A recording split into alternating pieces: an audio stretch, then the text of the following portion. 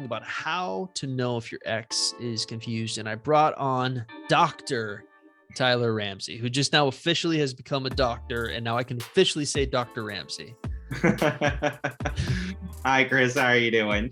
We're doing great, man. You and we're going to talk about how to know if your ex is confused. And we were kind of like, I don't know, for like 30 minutes debating back and forth on how deep to go with this podcast. And we just kind of settled on one specific criteria.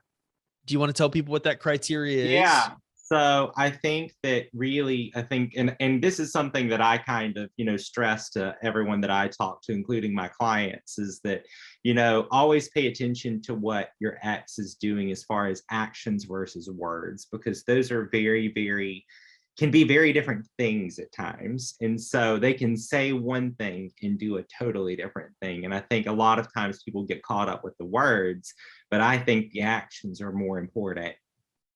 Yeah, I mean, there's like layers to this. There's the element of like, how do you know if your ex is being authentic, which is sort of the moral I think we're going to find as Tyler and I go through this video is actions versus words can solve pretty much every question that you would need to know about an ex. Like if they say something and they actually do something that indicates they meant what they said, well, they meant what they said. But if they say something and they don't do any action oriented thing that matches with what they said, then usually their actions tell the deeper story. But then there's that extra layer of element, which is like really when you're looking at how to figure out if an ex is like confused about what they're feeling about you, really it just revolves around mixed signals, right? Right. Yeah, I think that's the overarching thing is mixed signals, which is, seems obvious with a confused, ex, but usually you see that hot and cold pattern where, one day they're, texting you very frequently and then falling off the map, which is a very good indication, they're really into you one day and then not the next. And it's just that internal confusion that they're always getting. Yeah, I mean, there's a lot of different mixed signals that we see. I think Coach Tyler, or sorry, Dr. Ramsey.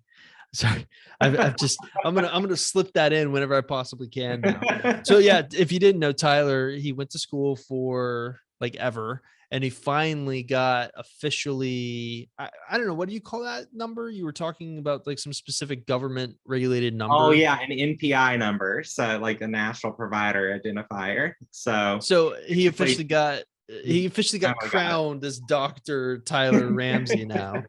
And so I'm going to use every single opportunity to slip that in. But what's interesting about the confused things is there's a lot of different mixed signals that we see, and certainly texting frequency versus just kind of like falling off the map is one. And I guess we're going to try to structure this video in a way that we're going to talk about these mixed signals and kind of just, I guess, dive into the psychology behind them.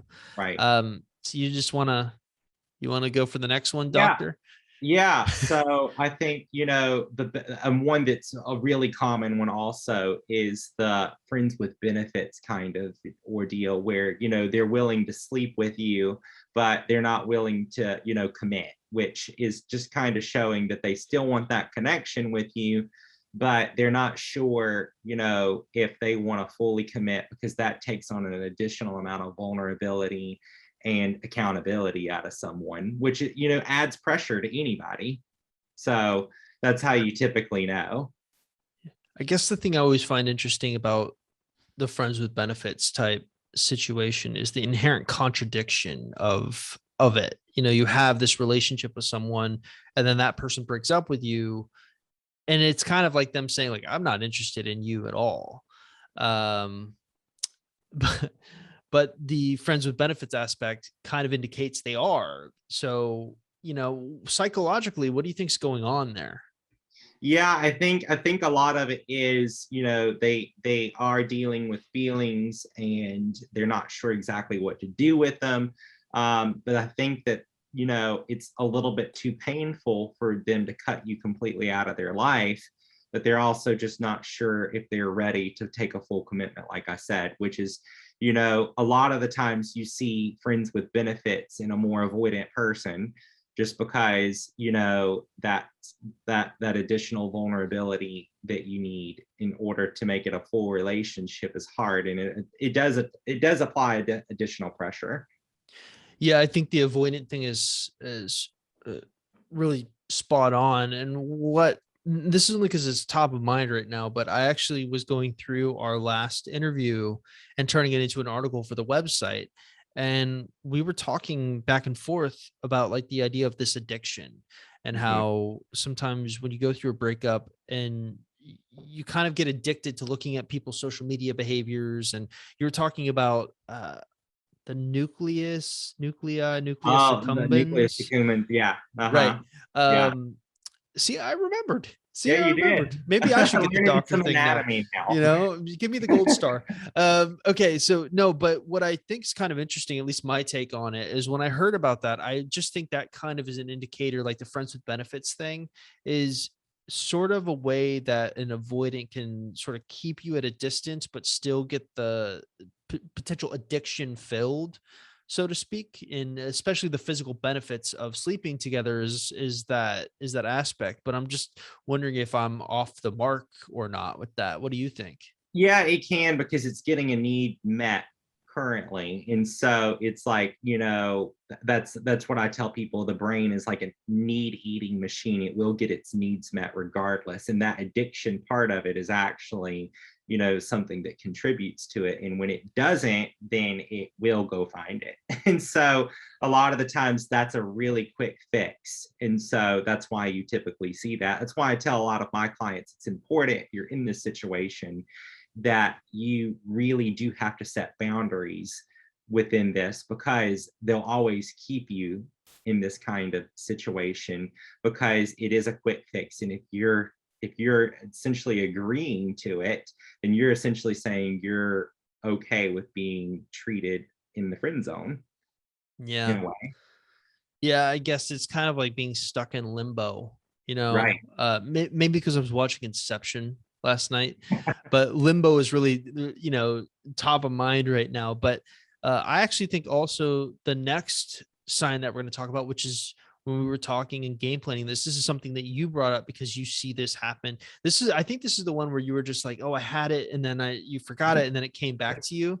So Yeah. that would be future pacing and then sort of retracing. So you want to explain for people listening what that is? Yeah. So essentially, this is when your ex makes comments about the future on, you know, oh, when we move in together, or when we essentially, um, you know, buy this house, or we're going to go on this trip, that kind of thing. And then coming back and then, you know, overriding that and, you know, saying, well, I don't know where I'm going to be in the future, or that sort of thing, almost like discluding you from their future. So it's kind of back and forth, which really, really is a very good indication that they are confused and they're still considering you, but they're just might not quite be there yet.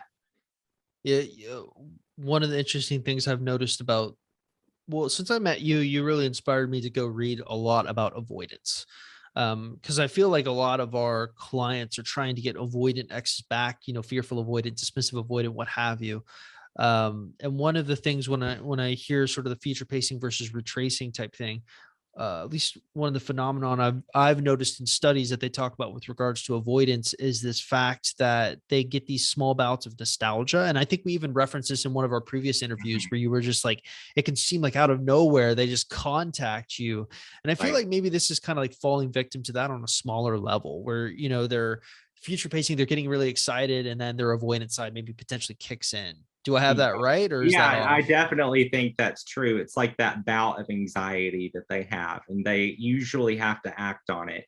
And so that's typically when you see this future pacing occur, when they're like, "Oh, I'm not so, you know, actively suppressing every all of my emotions right now, but now I put a lid back on it." And that's why you see the retraction back.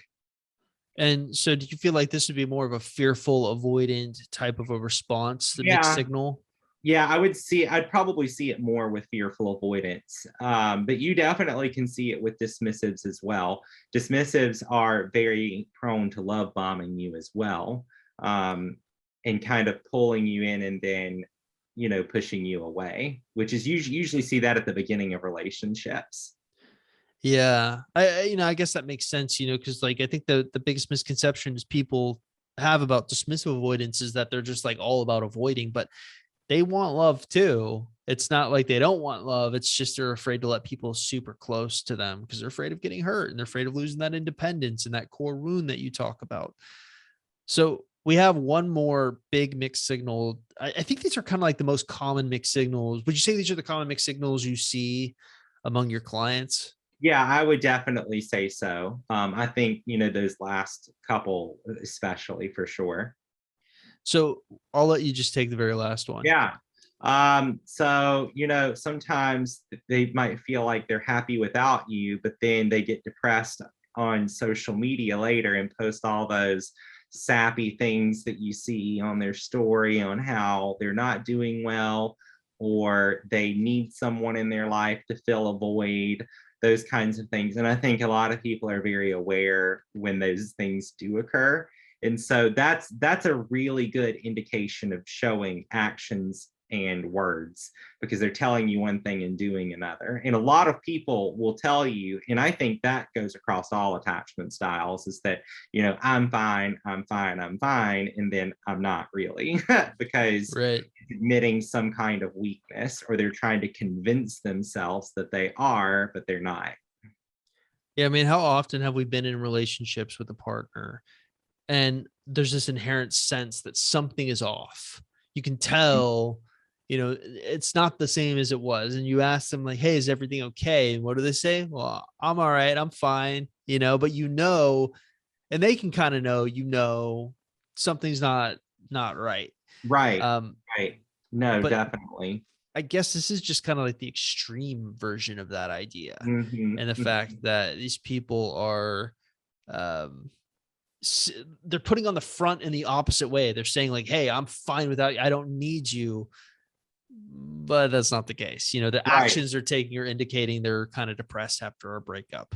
Exactly. And even maybe to add on one more that we may have not talked about, like, is that I've even seen people say, you're more than a friend, but you're just not ready. They're not ready for a relationship. So they're not really sure what they want just yet. So, but Yeah, it's they know like that that you're, keeping the door open yeah, possibility. But there's like a exactly. whole How I Met Your Mother skit on that, with I'm not ready for a relationship right now. Mhm. That door open type thing. Yeah. And the futuristic of maybe in the future. I think I've heard that maybe 1,000 times on, I'm not ready for a relationship right now, but maybe in the future, because they're still very indecisive in the moment. You see, my take on that is maybe a little bit unique because I feel like if I'm putting myself, and I have definitely been on both the receiving end and the giving end of that, like, well, maybe in the future. I feel like every time I've ever said that, it was more to spare the other person's feelings, which is a backwards thinking because Right. all it does is give them false hope when there's Yep. no potential hope. Right. So I feel like what's interesting though, and the common theme I think is really what we're trying to get you to see is the words versus actions. Like you Hmm. want the words and the actions to match. And if they do, then usually what your ex says they mean. But if they don't, I think that's where sort of the confusion sort of comes in for a lot of people. Right. No, exactly. I think you kind of nailed it right there. Is that I mean, I think if we had to, summarize things, just make sure that you pay attention to the actions and the words, because most of the time they're not going to line up. Well, Tyler, uh, sorry, Dr. Ramsey. I think that kind of covers it. Like we could sit here and talk for an hour about mixed signals and X is confused, but it's kind of comically simple. Like if your X is giving you mixed signals, they're confused. And then there's the words and actions kind of thing, which is the solution to that confusion. Um, but coaching with you.